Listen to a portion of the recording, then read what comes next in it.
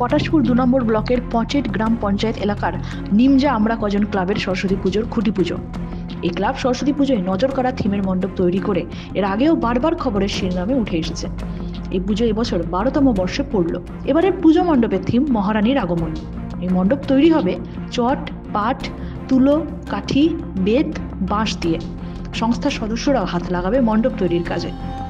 পুজোর বাজেট রয়েছে 4 লক্ষ টাকা।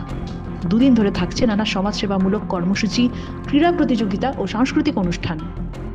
সংস্থার সদস্য পুষ্পেন্দু দাস জানান, পুজোর কদিন নজর কাড়া এই মণ্ডপ দেখতে এলাকার অসংখ্য মানুষ ভিড় জমাবেন।